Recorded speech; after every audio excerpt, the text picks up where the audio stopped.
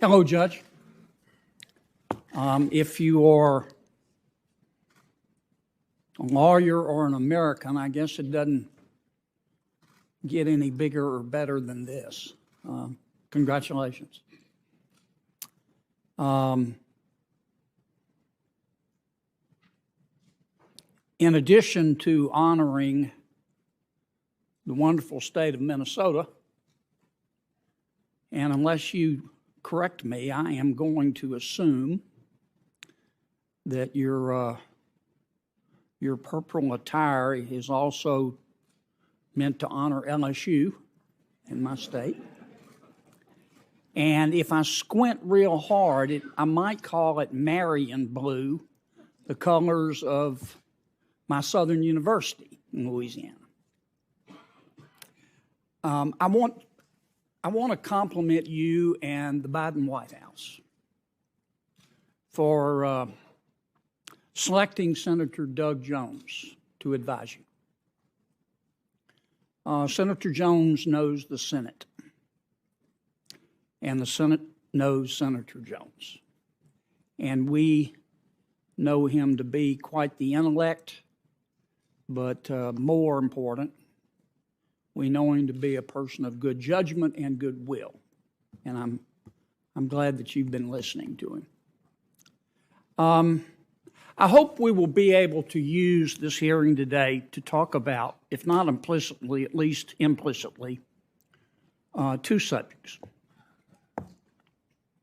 The first is the legitimacy of the United States Supreme Court. Where does the court get its legitimacy? What can we do to enhance it? Judicial legitimacy is important. I don't need to tell you that. I'm rather fond of the Constitution. I know you are too. When members of the United States Supreme Court interpret it, I want the American people to believe them. I want the American people to say, well, I may not agree, but the men and women who made that decision are intellectually honest and people of good faith. One of the primary roles of the United States Supreme Court is to uphold the rule of law. And sometimes justices have to uphold the rule of law when it's not popular. Sometimes justices have to uphold the rule of law when it's not popular with the majority of Americans. Boy, that's tough. It's also important. Sometimes, not generally, but sometimes the majority can mean that just all the fools are on the same side. And that's what the court's there for. And I'm rather fond of the Bill of Rights, too, and I know you are as well. I've never believed that the Bill of Rights was there for the high school quarterback or the prom queen. They're covered by it. But the Bill of Rights is there to protect the rights of people who don't see the world exactly like everybody else, or who don't look exactly like everybody else. Now, unfortunately, through history, we have had people, some well-intentioned, who tried to delegitimize the Supreme Court. We had a president way back when who tried to impeach a Supreme Court justice. We had another president who wanted to pack the court. I remember the impeach Earl Warren signs during the Warren Court. And most of the people who want to delegitimize the Supreme Court believe that unlike our founders, in my judgment, believe that that members of the Supreme Court ought to be and are politicians in robes. They believe that the United States Supreme Court ought to be a mini Congress. They believe that the law is not the law. The law is supposed to just be politics practiced in a different way. and they believe in court packing, and they're wrong. Number two, I hope today that we can use this as an opportunity to talk about, if not explicitly, at least implicitly, that's what I'm going to try to do, the appropriate balance between representative government and declarative government. Now, in representative government, as you well know, people, through their elected representatives, make policy. In declarative government, policy is made by the unelected, the administrative state, and the federal judiciary. Now, both are important. Both are important. I'm not saying this is a zero-sum game or either or. But what's just as important is we have the appropriate balance between representative government and what I'll call declarative government. I mean, we have an administrative state. Did any of us ever think it would get this big? Is that healthy? We need to ask ourselves that. Is it really healthy to arrive at a circumstance where the administrative state passes 35 laws a year to our one? Is it really healthy to have an administrative state that makes its own laws, interprets its own laws, and enforces its own laws before courts, with respect to which the administrative state appoints the judges? I think that's a fair question to ask.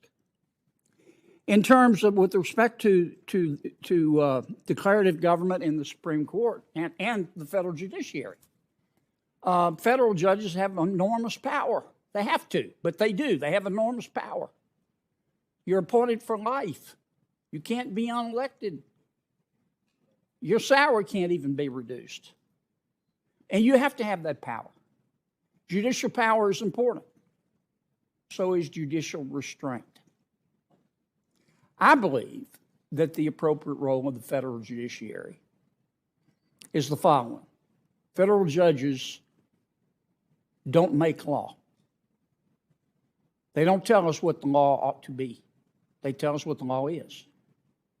Now, I said primarily because, of course, sometimes federal judges make law. I mean, you make the law of the case. You decide a case. You have to tell us what reasonable means in terms of searches and seizures. You have to help us define restraint of trade after we pass a statute. So, of course, judges make law. But I'm talking about the proper balance. I'll leave you with these last thoughts, and then I'll yield back my time. I want you to hear the words of one of, in my opinion, is one of our most distinguished Supreme Court justices. I'm going to read his words. The American people love democracy, and the American people are not fools. The people know their value judgments are quite as good as those taught in any law school, maybe better. Value judgments, after all, should be voted on, not dictated. I look forward, Judge, to getting to know you better. And congratulations, Mom and Dad. Thanks, Senator Kennedy. Senator Padilla. Thank you, Mr. Chair. Judge Jackson, welcome back to the Senate. Thank you, Mr. Chairman. Mr. Administrator, good morning. Good morning. With respect to the Green New Deal climate change portion of the President's infrastructure bill, how much is it going to lower world temperatures? Well, I think there's a focus on the American Jobs Plan and the President's climate goals. Yes, sir, but how much is it going to lower world temperatures? That's the purpose of it. I think when we look at the climate summit and the target that the President will announce along with the rest of the world, we'll see comprehensively what collectively all of the world Have you done actors any can do. modeling? I'm just trying to understand. You're asking us to appropriate $2.3 trillion and to tax corporations $1.7 trillion, at least 50% of which will fall on the backs of workers, because when you tax something, you get less of it. And a big purpose of the infrastructure bill is to lower world temperatures. I mean, that's what global warming, climate change is. So my question is simple. What does your modeling show? How much will this lower world temperatures?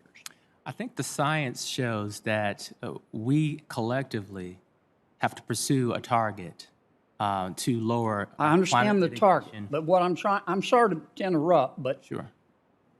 I understand the target. The target is 1 degree centigrade. I get that part. How much will this bill lower world temperatures?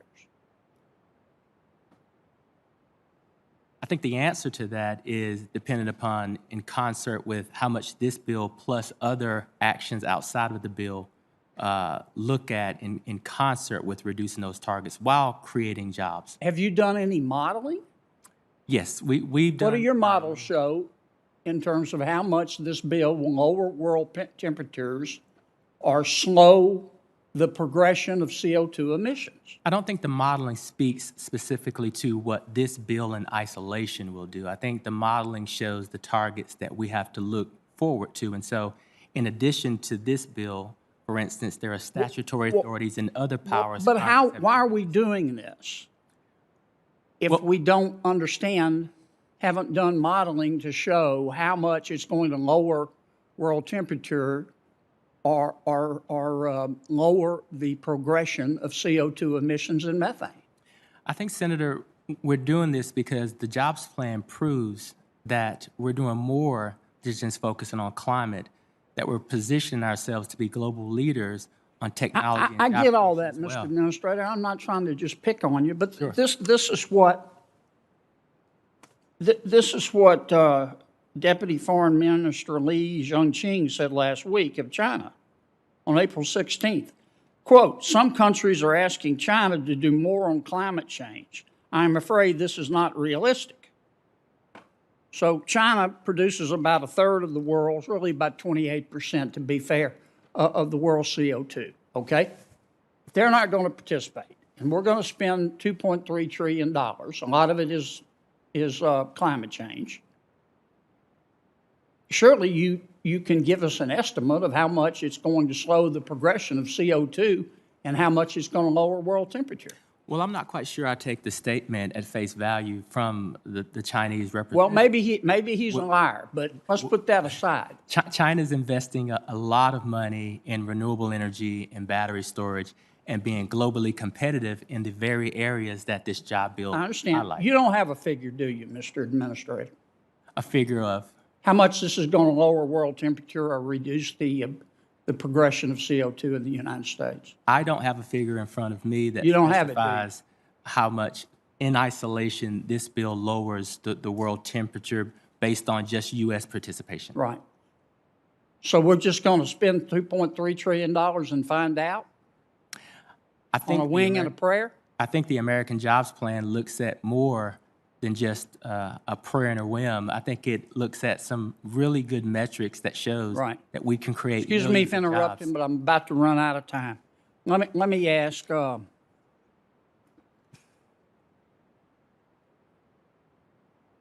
me ask let me ask my former colleague, the state treasurer, our new commerce secretary, to build credibility with the Congress, the taxpayers, and his own credibility, as a first step to paying for this $2.3 trillion bill. Why wouldn't President Biden turn to the Congress and say, I want you to take a look at the discretionary spending in your budget and scrub it? I don't think it's an either or. The president is calling for a historic investment in infrastructure, as you say, $2 trillion.